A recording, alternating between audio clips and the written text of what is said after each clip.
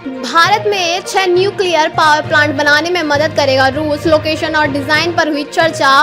कुडलकुलम project का भी रहा है अहम साझेदार। प्रधानमंत्री नरेंद्र मोदी के 2 दिवसीय रूस यात्रा के दौरान नई दिल्ली और मॉस्को ने व्यापार, ऊर्जा, जलवायु और अनुसंधान सहित कई क्षेत्रों में 9 समझौता पर हस्ताक्षर किए। इस दौरान दोनों देशों के बीच कई बड़ी परियोजना को लेकर सहमति बनी, जिसमें रूस के सहयोग से भारत में 6 नए न्यूक्लियर पावर प्लांट बनाने पर भी बातचीत हुई।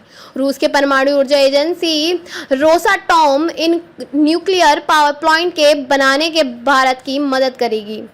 बता दें कि रूसी एजेंसी पहले भी कुडलकुलम परमाणु ऊर्जा संयंत्र को स्थापित करने में भारत की मदद कर चुकी है। भारतीय प्रधानमंत्री नरेंद्र मोदी मॉस्को की अपनी 2 दिवसीय यात्रा के दौरान रूसी राष्ट्रपति व्लादिमीर पुतिन से उनके आधिकारिक निवास स्थान क्रेमलिन में मुलाकात की थी। दोनों नेताओं ने यहां चाय पर चर्चा की। बाद में द्विपक्षीय वार्ता में हिस्सा लिया, जिसमें रूसी सरकार के स्वामित्व वाले रोसाटॉम ने 6 नए न्यूक्लियर पावर प्लांट्स बनाने भारत की मदद करने की पेशकश की।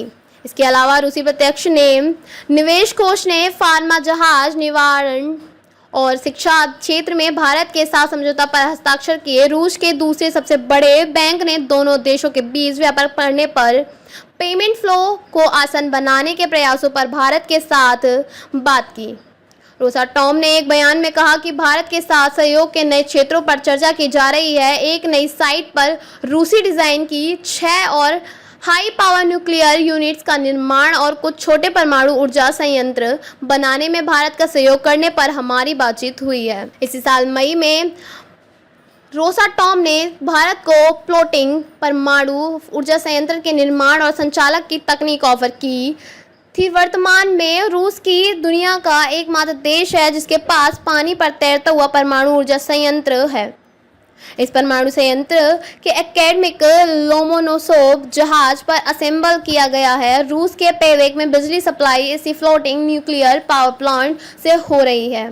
पेवेक नॉर्थ आर्कटिक में स्थित रूस का एक बंदरगाह शहर है। रूस के अलावा अन्य कोई देश अब फ्लोटिंग न्यूक्लियर पावर प्लांट तक की तकनीक विकसित नहीं कर सका। इस तरह के संयंत्र दूर दराज के क्षेत्रों में या समुद्र में स्थित द्वीपों तक भी निर्बाध बिजली सप्लाई की जा सकती है। रोसाटॉम और भारत उत्तरी समुद्री मार्ग की ट्रांजिट क्षमता को विकसित करने पर भी चर्चा कर रहे हैं। यह समुद्री मार्ग नॉर्वे के साथ रूस की सीमा के पास मरमस्क में पूर्व की ओर अलास्का के पास बोरिंग जलडम रुद्ध मध्य तक फैला है। इस सी रूट का विशेष रूप से रूसी तेल, कोयला और क्विलेड लिक्विड नेचुरल गैस के आपूर्ति के जहाज में काफ़ी महत्व है। रूस को उम्मीद है कि एनएसआर के जरिए वह 2030 तक 150 मिलियन मीट्रिक टन का परिवहन सकेगा, जो इस वर्ष 80 मिलियन मीट्रिक टन के अधिक हो रहा है। दक्षिण भारत के चर्च और नेशनल काउंसिल ऑफ चर्च ने बिजली संयंत्र विरोध किया। इसके खिलाफ विरोध प्रदर्शन का समर्थन किया। बिजली संयंत्र और सरकार के समर्थनों में आरोप लगाया कि कुडलकुलम संयंत्र के खिलाफ विरोध चर्चा द्वारा उकसाया गया था और विदेशी स्रोतों के द्वारा इसे वित्त शोषित किया गया था।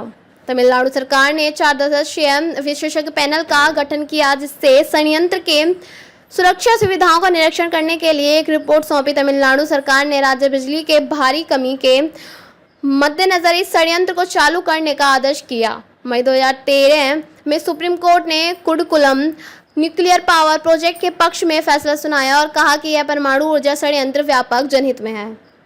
न्यूज़ के लिए आप हमारी वेबसाइट को विजिट कर सकते हैं। साथ ही हमें यूट्यूब, फेसबुक और इंस्टाग्राम पर फॉलो भी कर सकते हैं।